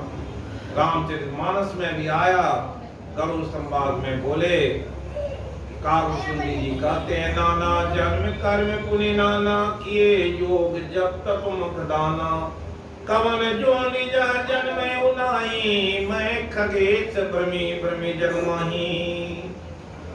इस तरह से बताए कि कौन जोनी है जिसमें मेरा शरीर नहीं गया, इसलिए कर्म के भोग को भोगना पड़ता है। अब यहाँ कहते हैं कि भगवान बताते धूम मार्ग, अति मार्ग और भक्ति योग के उत्कृष्टता का वर्णन करते हैं कि किस मार्ग से गया हुआ जीव अधोगति को प्राप्त हो जाता है। 4 मार्ग का वर्णन है, और किस मार्ग से जाते, इस तरह से अस्थावर जंगम प्राणियों के आदि कारण है, मरीचि आदि ऋषियों, योगेश्वर संकादिकों तथा योग प्रवर्तक सिद्धों के सहित निष्काम कर्म के द्वारा आदि पुरुष से सगुण ब्रह्म को प्राप्त होकर भी भेद दृष्टि और कर्तृत्वाभिमान के कारण भगवत इच्छा से वह सर्ग काल उपस्थित होता है। काल रूप ईश्वर की प्रेरणा से गुणों में क्षोभ रहने पर भी पूर्वक प्रकट हो जाते। इसी कारण पूर्वोक्त ऋषि भी अपने अपने कर्मानुसार ब्रह्मलोक के स्वर को भोग कर भगवत इच्छा से गुणों में क्षोभ होने पर पुनः इस लोक में आ जाते हैं। जिसका चित्त इस लोक में आसक्त है, जो कर्मों में श्रद्धा रखते हैं, वे वेद में कहे हुए काम और नित्य कर्मों का सांगोपांग करते हैं। उनकी बुद्धि रजोगुण की अधिकता के कारण कुंठित रहती है, हृदय में कामनाओं का जाल फैला रहता है, इंद्रियां उसके बस में नहीं होती, बस अपने घरों में ही आसक्त हुए नित्य प्रति पितरों की पूजा में लगे रहते। ये लोग अर्थ धर्म और काम ही परायण होते, इसलिए जिनके महान पराक्रम अत्यंत कीर्णीय है, वह भयहारी श्री मधुसूदन भगवान की कथा वार्ताओं से ये विमुख हो ही रहते हैं। हाय विष्टा भोजी कुकर सुकर आदि जीवों के विष्टा चाहने के समान जो मनुष्य भगवत कथा अमृत को छोड़कर निंदित विषय वार्ताओं को सुनते हैं, वे तो अवश्य विधाता के मारे हुए हैं, उनका ही बड़ा ही मंद भाग है। इस प्रकार ज्ञान मात्रम परम ब्रह्म परमात्मेश्वर को माने, दृश्यादि भी पृथक भावेर भगवाने कैस्यते। वही ज्ञान स्वरूप पर ब्रह्म है, वही परमात्मा, वही ईश्वर, वही पुरुष, वही एक भगवान स्वयं जीव शरीर विषय इंद्रियों और अनेक रूपों में प्रतीत होता है। संपूर्ण संसार में आसक्ति का अभाव हो जाना, बस यही योगियों के सब प्रकार के योग साधन का एकमात्र अभिफल है। ब्रह्म एक है, ज्ञान स्वरूप और निर्गुण है, वह विवाह वृत्तियों वाली इंद्रियों के द्वारा भ्रांति व शब्दादि धर्मों वाले विभिन्न पदार्थों के रूप में भाग रहा है। जिस प्रकार एक ही ब्रह्म तत्व वैकारिक राजस तामस 3 प्रकार का अहंकार पंच महाभूत एवं 11 इंद्रिय रूप बन गया। फिर वही स्वयं प्रकाश इसके संयोग से जीव कहलाया। इसी प्रकार उस जीव का शरीर रूप या ब्रह्मांड भी वस्तुतः ब्रह्म ही है, क्योंकि ब्रह्म से ही इसकी उत्पत्ति हुई है। किंतु इसे ब्रह्म रूप वही देख सकता है जो श्रद्धा भक्ति वैराग निरंतर के योगाभ्यास द्वारा एकाग्र चित्त और असंग बुद्धि हो गया है। पूजनीय माता जी, मैंने तुम्हें ब्रह्म साक्षात्कार का साधन रूप ज्ञान सुनाया। इसके द्वारा प्रकृति पुरुष यथार्थ स्वरूप का बोध हो जाता है। देवी निर्गुण ब्रह्म विषयक ज्ञान योग मेरे प्रति क्या हुआ भक्ति योग, इन दोनों का फल एक ही है। उसे ही भगवान कहते हैं। जिस प्रकार रूप रस गंध आदि अनेक गुणों का आश्रयभूत एक ही पदार्थ भिन्न भिन्न इंद्रियों द्वारा विभिन्न रूप से अभी अनुभूत होता, वैसे ही शास्त्र के विभिन्न मार्गों द्वारा एक ही भगवान की अनेक प्रकार की अनुभूति होती है। नाना प्रकार के कर्म कलाप यज्ञ दान तप वेदाध्ययन वेद विचार मन और इंद्रियों के संयम कर्मों के त्याग विधि अंगों वाले योग भक्ति योग निवृत्ति और प्रवृत्ति रूप सकाम और निष्काम दोनों प्रकार के धर्म आत्म तत्व के ज्ञान और दृढ़ वैराग, इन सभी साधनों से सगुण निर्गुण रूप स्वयं प्रकाश भगवान को ही प्राप्त किया जाता है। माता जी, सात्विक राजस तामस और निर्गुण भेद से 4 प्रकार के भक्ति योग का और जो प्राणियों के जन्मादि विकारों का हेतु है, जिसकी गति जानी नहीं जाती, उसका काल स्वरूप मैं तुमसे कह ही चुका हूँ। देवी, अविद्या जनित कर्म के कारण जीव के अनेकों गतियां होती है।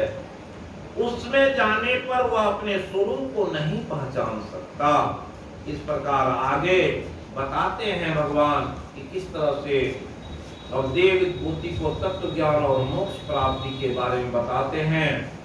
कपिल भगवान कहते हैं, मार्गे नानेन मातस्ते सुसेव्यो दीतेन वा आस्तितेन पराम काष्ठम चिराद वरोत्यसि श्रद्धत्वे त्वन्तं मह्यं जुष्टं यद ब्रह्मवादिभिः येन मां भवं मृत्युमिच्छति विदः।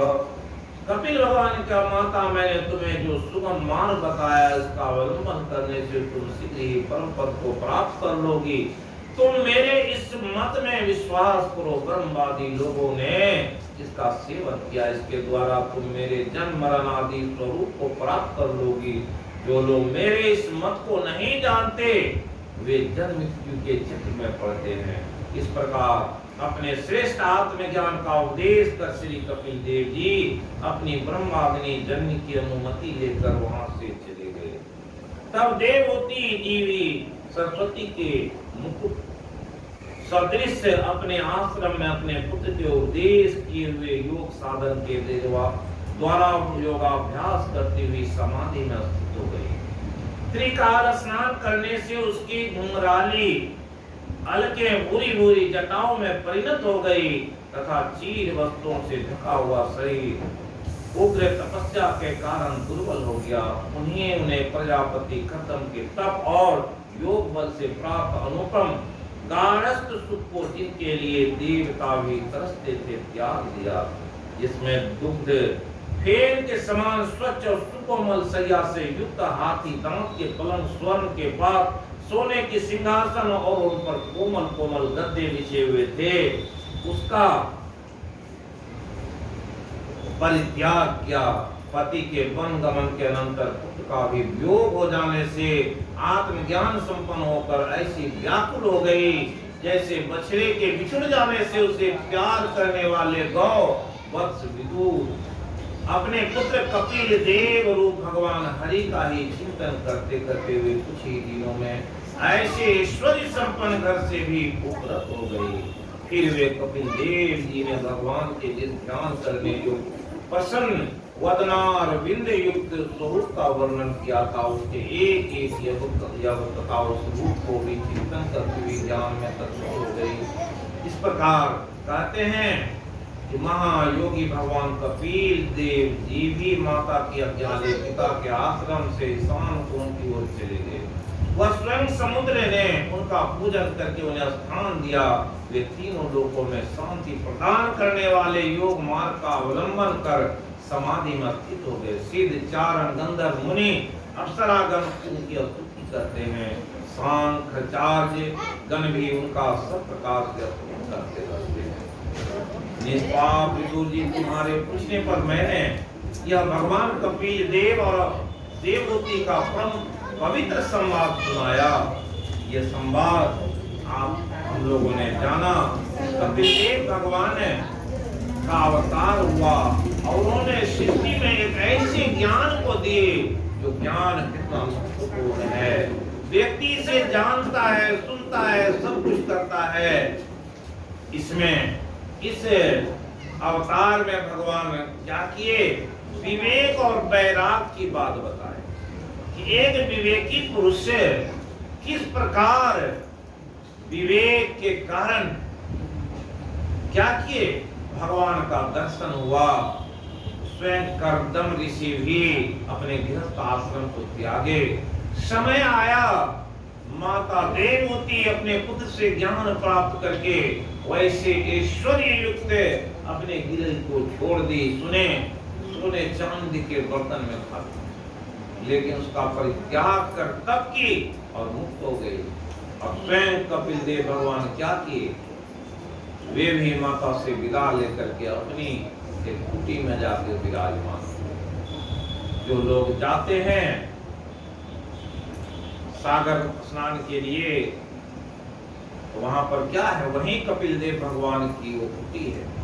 इस तरह से कपिल देव भगवान के इस जो सुने उनके धर्म में संवाद को बड़ा ही मार्मिक है। जो इसे सुनता है, सुने कि शास्त्र को सुनने से भी बहुत कल्याण हो जाता। अब ध्रुव के बारे में हम लोग जानेंगे। ध्रुव भी कैसे पुरुष थे और भगवान की कैसी उन पर कृपा थी, उस कृपा को हम लोग जानेंगे। जो भक्त होते हैं भगवान उसके बस में रहते हैं। ऐसे भक्तों में ध्रुव भी एक उत्कृष्ट भक्त हैं। और ऐसे भक्त के बारे में क्या है कि मैत्रेय जी ने मनु महाराज के 3 कन्याओं के वंश का वर्णन किया। मनु महाराज के 2 पुत्र थे, प्रियव्रत और उतानपाद। उनकी कथा का वर्णन। उतानपाद की 2 पत्नियां थी, सुरुचि और सुनीति। सुरुचि के पुत्र का नाम था उत्तम और सुनीति के पुत्र का नाम था ध्रुव। एक बार उतानपाद अपने सिंहासन पर बैठे हुए और जहां सुनीति और सुरुचि में ऐसा ये था कि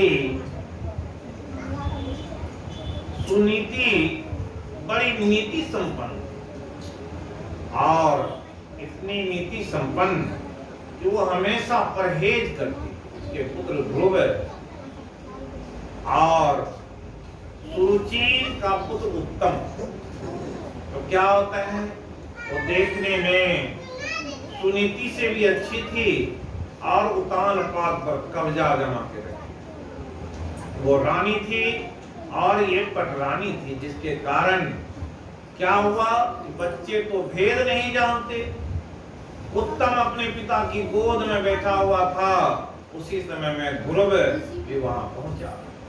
सोचा कि मैं भी पिता के गोद में बैठूं, लेकिन स्त्री बस से वशीभूत उतानपाद क्या हुआ? ध्रुव को बैठने उसे अपने गोद में नहीं लिए।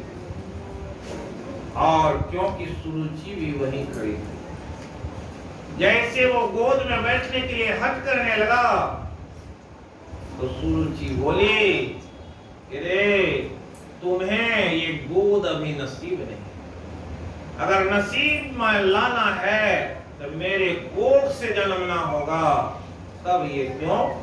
उसकी माता रानी नहीं थी, रानी तो वो थी सुरुचि ने कहा, मेरे कोख से जब जन्मोगे तब इस राजा के गोद में बैठ पाओगे। और उसे उतार दिया। बच्चा रोते हुए अपनी माँ के पास में जाता है और माँ से तरह तरह की बात सुनाने लगा। माता को सबकी बड़ा प्रिय होती है। माँ उस बात को जानी और बड़े अनशन में पड़ गई, रोती रही और सोचती रही कि क्या करें। कहा कि बेटा, अगर तुम्हें इतने इस पिता के गोद में बैठने की जिज्ञासा है तो ऐसे कर्म करो, ऐसी भक्ति करो, उस पिता की गोद में बैठो जहां से कभी उतरना नहीं होता, कोई उतार नहीं सकता, वहां सुरुचि का राज नहीं है। ये बात उस छोटे बालक, 5 वर्ष के बालक के मन में खटक और माँ रोते और दुख में पड़ी हुई है। बच्चा एकाएक क्या होता है, निकलता है कि अब मैं उस परम पिता परमेश्वर की गोद में ही बैठूंगा। और निकलती जैसे निकला, थोड़ी देर में माता देखी कि बच्चे कहाँ हैं। अब वो बीरबल होकर के दौड़ने लगी, दौड़ के उतान पार के पास में गई कि राजन, मेरे पुत्र कहाँ चले गए। राजा भी थोड़ा व्याकुल हुआ, नगर में खुजवाया, तरह तरह से खोजा गया। ये तो अपनी गति से चल रहा था, चलते चलते थक गया था, क्योंकि वो आज तक इतना कोमल शरीर वाला बच्चा नदी पार झरने को झीलता हुआ जाता है। नारद जी देखे इस बच्चे में गति आ गई, परमात्मा के प्रति इसकी चेतना जग गई है। और वैसे शाश्वत अध्यात्म की जब चेतना जगती है तो कोई भी व्यक्ति, चाहे बालक हो, स्त्री हो, वृद्ध हो, सब क्या होते हैं, विह्वल हो जाते हैं, व्याकुल हो जाते हैं। अब तो माता का एक तरफ आदेश है, दूसरे तरफ उसके प्रारब्ध जग गए हैं, ध्रुव अब चल रहा है, आंख में अश्रु और चल रहा, भूखे प्यासे। क्या होता है, नारद जी रास्ते में मिलते हैं, बेटा इतनी छोटी आयु में तुम कहाँ जा रहे हो। कहा कि मैं उस परम पिता परमेश्वर की गोद में बैठने के लिए जा रहा हूँ। कहा कि ऐसे नहीं मिलते भगवान, ऐसे नहीं मिलते हैं बेटा। ये जंगल में बहुत सारे शेर जानवर, बहुत सारे जीव पड़े हुए हैं, कौन कब खा लेगा तुम्हें पता नहीं, इसलिए बड़ी संयम की आवश्यकता है। तुम रुक जाओ, चलो मैं तुम्हें ले चलता हूँ, मेरे आश्रम में पौधा नहीं, मुझे तो तपस्या करनी है, उस परम पिता की तपस्या करनी है, मैं कहीं भी नहीं रुकूंगा। आगे बढ़ते हैं। भगवान ये नारद देखे जब ये रुकने वाला नहीं है तो चलो तुम्हें बता देते हैं। उसे मंत्र बता दिए, ओम भगवते वासुदेवाय नमः तुम जपना।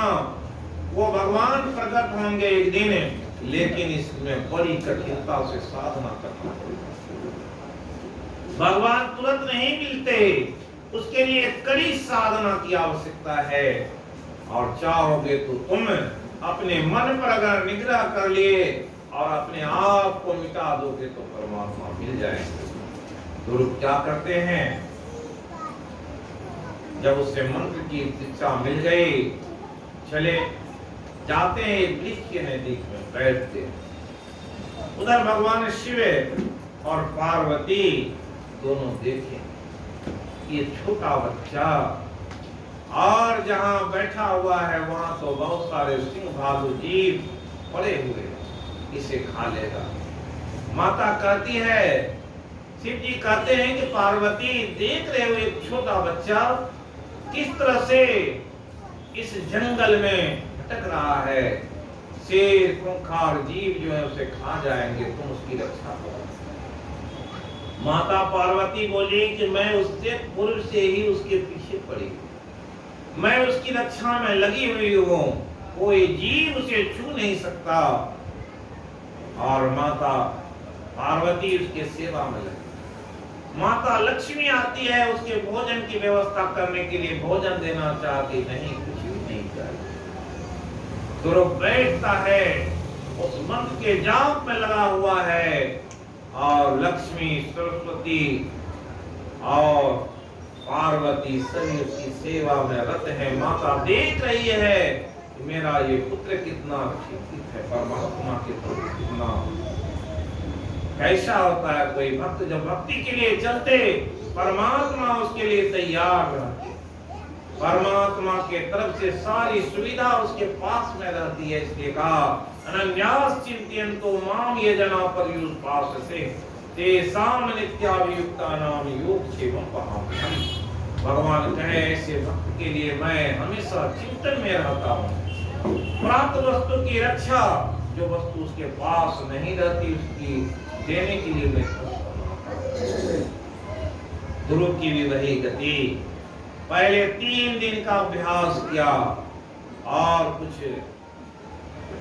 फल वगैरह खाए, फिर ऐसे अभ्यास में रखा, फल को भी छोड़ दिए, सिर्फ पानी पीते रहे।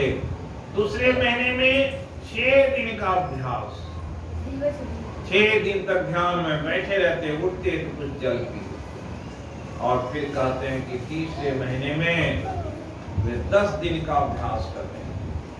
10 दिन तक लगातार बैठते फिर उठते, तो सोचा कि अब पानी भी नहीं पीना।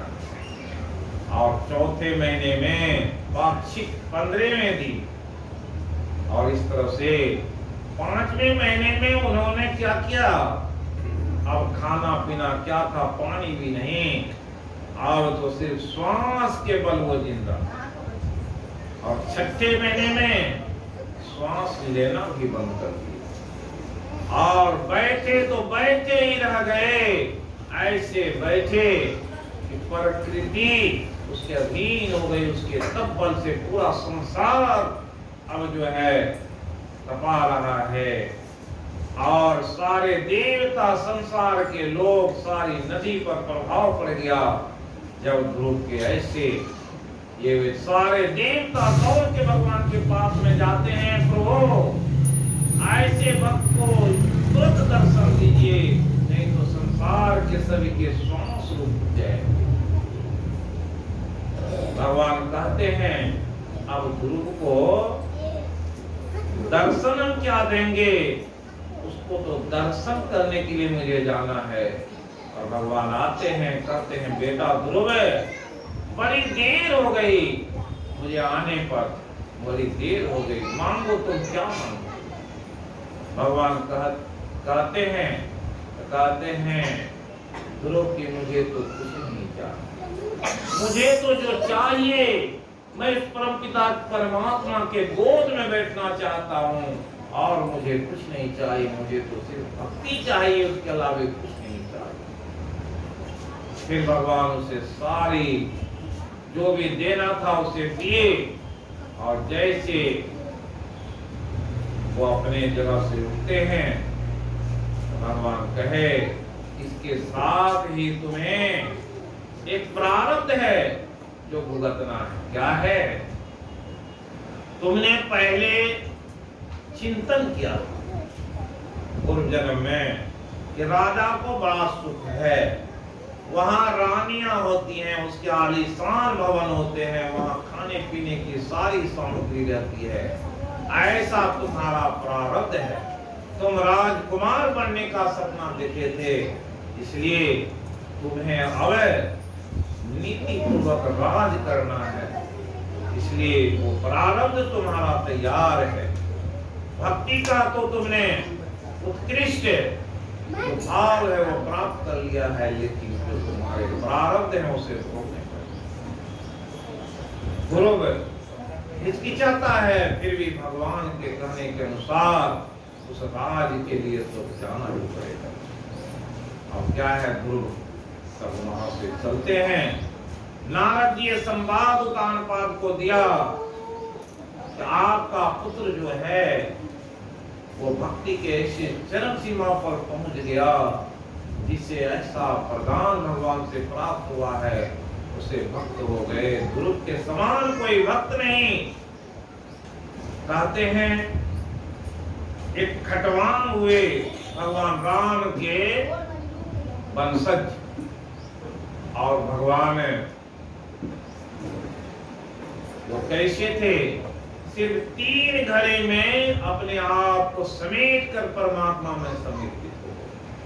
ये दूसरे भक्त थे जो ध्रुव 6 महीने में अपने आप को संयमित करके तो उस परमात्मा तक पहुंच गए। इसलिए कोई भी भक्त अगर भक्ति करना चाहता है, अभी कपिल देव मुनि की बात सुने। कपिल भगवान कहे कि भक्त में जब भक्ति का संचार हो जाता है, संसार को भूल जाता है और संसार के वैभव तुच्छ लगने लगते, उसमें विवेक और वैराग हो जाता है। तो दिखा दिए कि उसके माता पिता और स्वयं कैसे थे। वैराग हो गया, विवेक हो गया और लोग चौथे पर में वैराग को धारण करना। इतना जो सुनाए कपिल देव भगवान लोगों को। क्यों कि वृद्धावस्था में जब आते हैं लोग, तृष्णा बढ़ जाती है। तृष्णा को रोकने के लिए उपाय बताए कि भक्ति ही वो साधन है, मंत्र जाप ही वो विद्या है और ध्यानाभ्यास में जो सुख है, जो आनंद है। इसलिए ये भागवत के प्रथम श्लोक में ही लिखा कि चितानंद रूपाय विश्वोत्पत्त्यादि हेतवे। चित्त को आनंद देने वाले जो रूप हैं, तापत्रय विनाशाय श्री कृष्णाय वयं नमः। वो राधा कृष्ण का जो रूप है, संसार में तीनों तापों को शांत करने वाला है और चित्त को आनंद देने वाला है। वही आनंद अब किसे मिला हुआ है? ध्रुव। और उतान पात जैसे जाना, जैसे सुनीति जानी, सुरुचि जानी, सब क्या करते हैं? व्याकुल हो जाते हैं। कल जो सुरुचि उससे विरोध कर रही थी, अब उसी की आंख में आंसू। उतान पाद अपने राज को सजाया, तरह तरह के हाथ को रोल करके और ध्रुव की आह्वान करने जाता है और ध्रुव को लेकर के पूरे राज में घूमे और फिर अपनी राज में लेकर के आए। ध्रुव आए तो सबसे पहले माता सुरुचि से और माता से कहा, माता तुम्ही तो प्रेरणा की स्रोत थी, जिसके कारण आज ये ध्रुव भगवत भक्त बन गया। अगर तुमने ऐसी प्रेरणा नहीं देती, ऐसी शिक्षा नहीं देती, तो हम आज ऐसे युग नहीं बन पाते। इस तरह से प्रेरित होकर के ध्रुव फिर अपनी माता से मिले। माता से मिलने के बाद आप सभी जानते हैं ध्रुव का कैसा राज हुआ और उस राज में ध्रुव के बारे में एक बहुत बड़ी बात है। जो उसका उत्तम भाई है, जो गोद से उतर नहीं रहा था, जिसे उतारने में वो रोया, जिसके कारण ऐसी गति हुई। ध्रुव जाना कि मेरा भाई उत्तम गंधर्वों की लड़ाई में मारा गया। जैसे ही ये बात जाने तो क्या किए? ध्रुव तुरंत इसके लिए तैयार होते हैं कि मेरे भाई को उत्तम को कौन मारा है? गंधर्व। गंधर्व के ऊपर ध्रुव तुरंत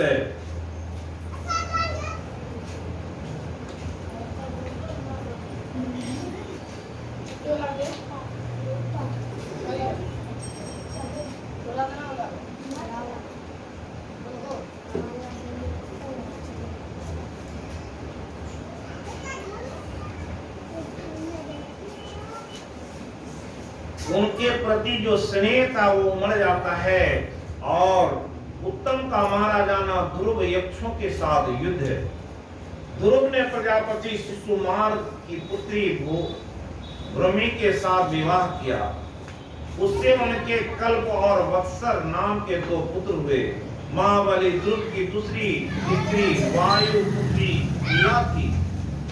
इससे उनके उत्कल नाम से एक पुत्र और एक कन्या रत्न का जन्म हुआ। उत्तम का अभी विवाह नहीं हुआ था कि एक दिन शिकार खेलते समय उसे हिमालय पर्वत पर एक बलवान यक्ष ने मार डाला। उसके साथ उसकी माता भी परलोक सिधार गई। ध्रुव ने जब भाई के मारे जाने का समाचार सुना तो वे क्रोध, शोक और उद्वेग से भरकर एक विजय पर रथ पर सवार होकर यक्षों के देश में जा पहुंचे। उन्होंने उत्तर दिशा में जाकर हिमालय की घाटी में यक्षों से भरी हुई अलकापुरी देखी। उसमें अनेकों भूत, प्रेत, पिशाच आदि रुद्रानुचर रहते थे। विदुर जी वहां पहुंचकर महाबाहु ध्रुव ने अपना शंख बजाया और संपूर्ण आकाश और दिशाओं को गूंजा दिया। उस शंख ध्वनि से यक्ष पत्नियां बहुत ही डर गई। उनकी आंखें भय से कातर हो उठी। वीरवर विदुर जी महाबलवान यक्ष वीरों को वह शंखनाद सहन न हुआ।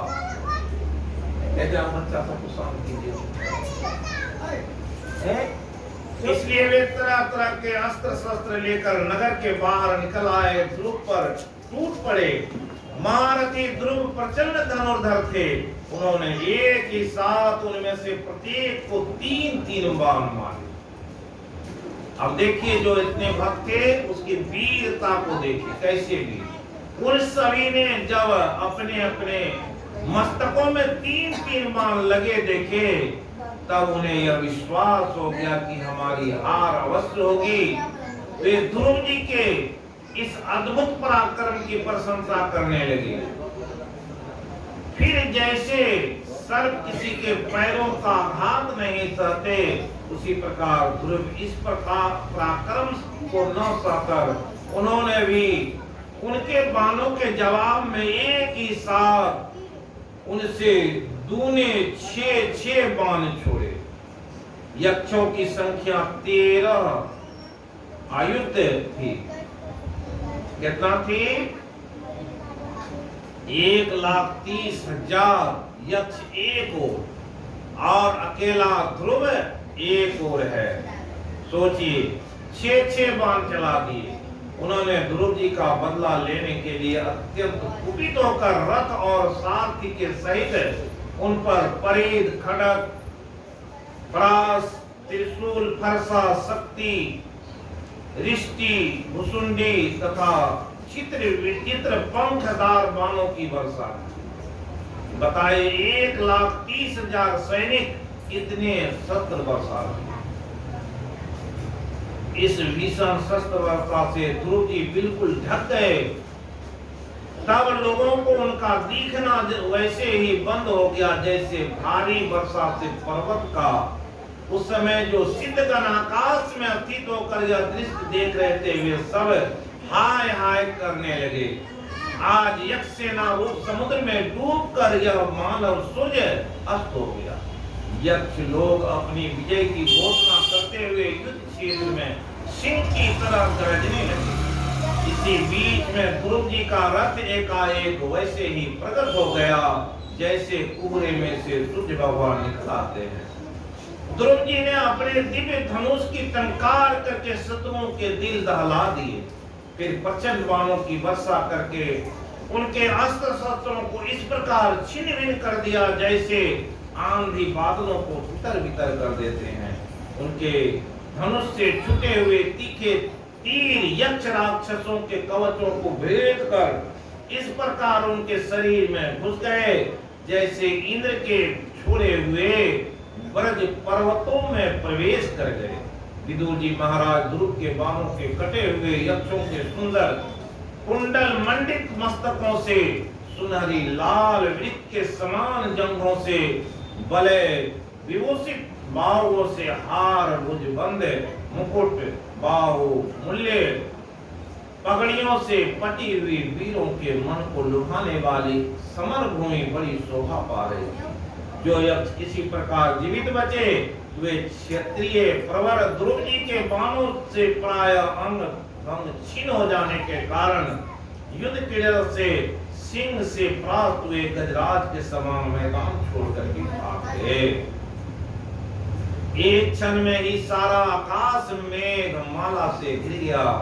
सब और भयंकर गड़गड़ाहट के साथ बिजली चमकने लगी। निष्पाप विदुर जी, उन बादलों से खून, कफ, पीप, पिस्ता, मूत्र, चर्बी की वर्षा होने लगी। गुरु जी ने आगे आकाश से बहुत से धर गिरने लगे।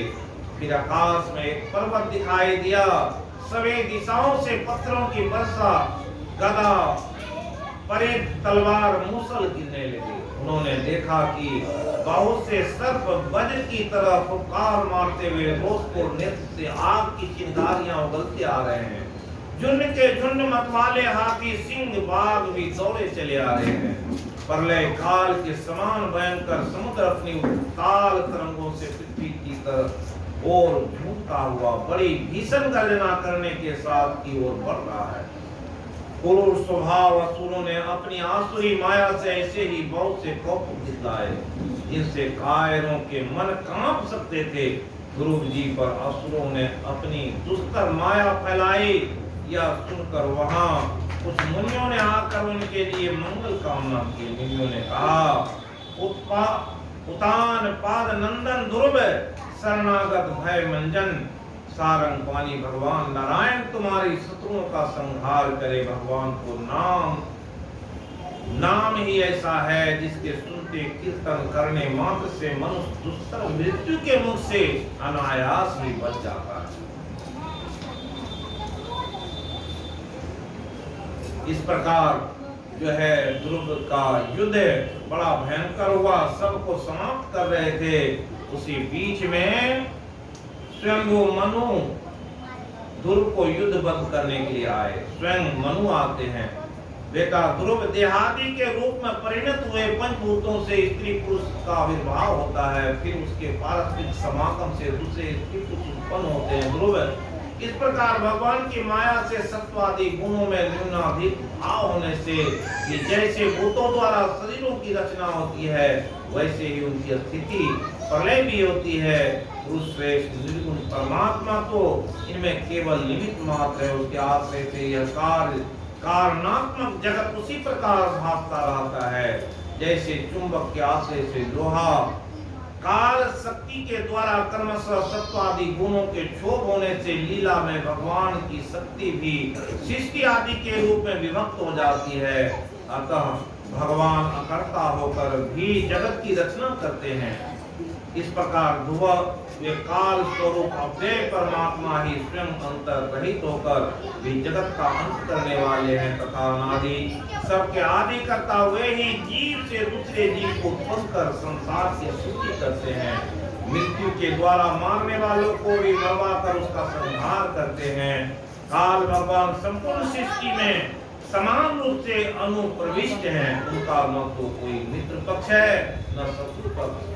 जैसे वायु के चलने पर धूल और साफ उड़ती है उसी प्रकार समस्त जीव अपने अपने कर्मों के अधीन होकर काल की गति का अनुसरण करते हैं, अपने अपने कर्मानुसार सुख दुख का फल भोगते हैं। इस प्रकार बताते हुए क्या है समझाने की कृपा किए। अब ध्रुव को कुबेर का वरदान विष्णु लोक की प्राप्ति।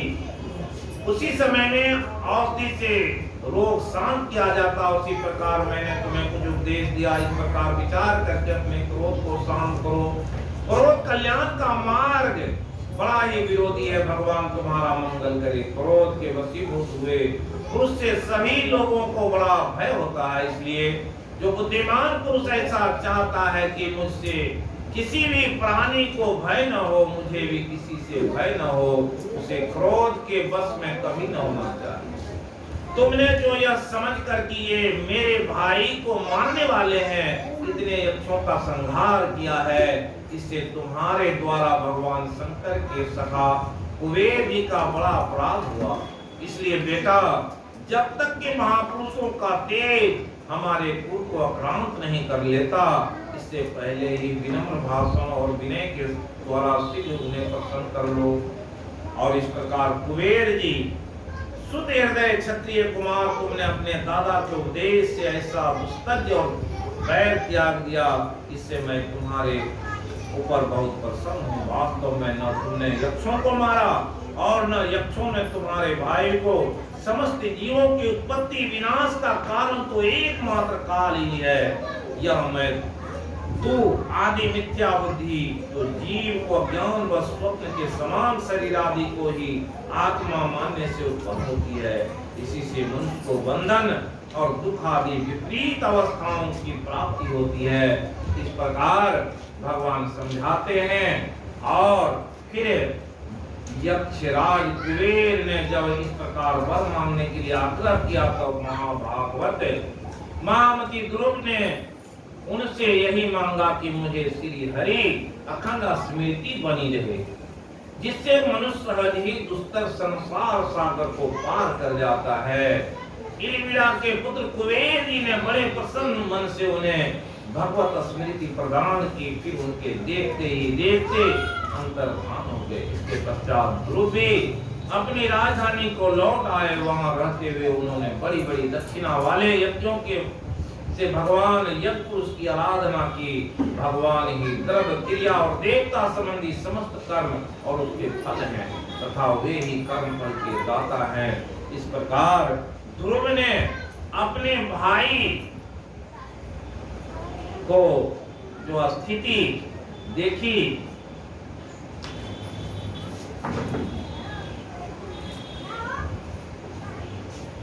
अब आगे की कथा अपराह्न काल में करेंगे, क्योंकि ध्रुव के वंश में ही राजा अंग हुए हैं, बेन हुए, और उसी के वंश में जो है राजा बेन के पुत्र हुए हैं, जिनको एक अवतार माना गया है।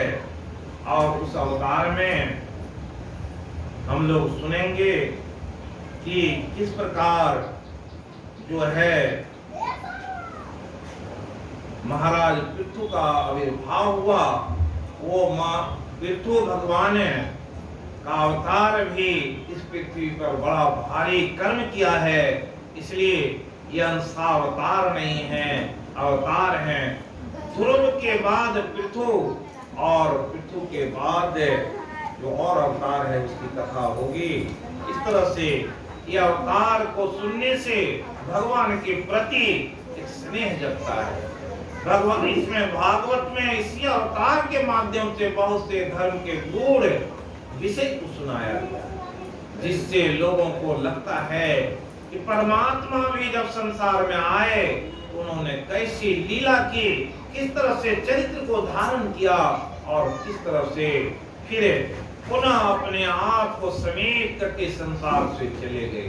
हम तो मनुष्य हैं, इसलिए हमें क्या करना चाहिए? ऐसे ज्ञान को जो जानते हैं उसे ही परमात्मा की प्राप्ति होती है। ऐसे महापुरुष के ज्ञान को सुनने जानने से बड़ा लाभ मिलता है। ऐसे लाभ को जानने से क्या होता है? लोग सोचते हैं कि भागवत में जाके क्या करें। भागवत में आएंगे तो बहुत सी ज्ञान की बातों को सुनेंगे, उस ज्ञान को सुनने से अपने अंतर में भाव जगता है, तो भाव से भावित व्यक्ति ही भक्ति कर पाता है। इसलिए बड़ी आवश्यकता है कथा में उपस्थित हो। मैं कोई अपनी बात नहीं कहता, ये तो भगवान के अवतार की बात है जो शास्त्रों में लिखी गई है। मैं चाहता हूँ उसे अक्षरशः आप लोगों को सुनाएं, और फिर ऐसी स्थिति आती है और उस स्थिति से निपटने के लिए हमेशा हम लोगों को तैयार रहना चाहिए। मनुष्य शरीर मिला हुआ है, मनुष्य शरीर में क्या करना चाहिए इसका कब ज्ञान होता है? जब शास्त्रों को सुनते हैं, शास्त्रों को पढ़ते हैं, स्वाध्याय करते हैं, उससे मालूम पड़ता। अगर नहीं कर पाते, कई ऐसे कार्यक्रम होते हैं उसे जाने। 24 अवतार के बारे में कितने लोग जानते? अपने माता पिता के बारे में नहीं जान पाते, अपने दादा परदादा के बारे में लोगों को जानकारी नहीं है, तो भगवान कैसे लीला उनमें जो कार्य है उसको कैसे जानेंगे?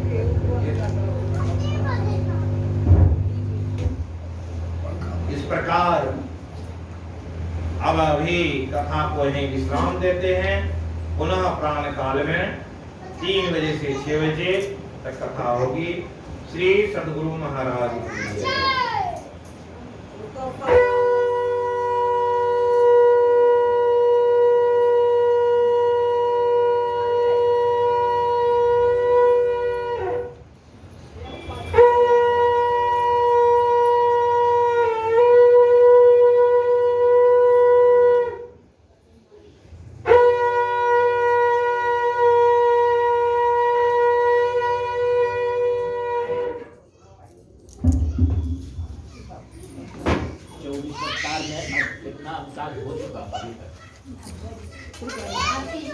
मोबाइल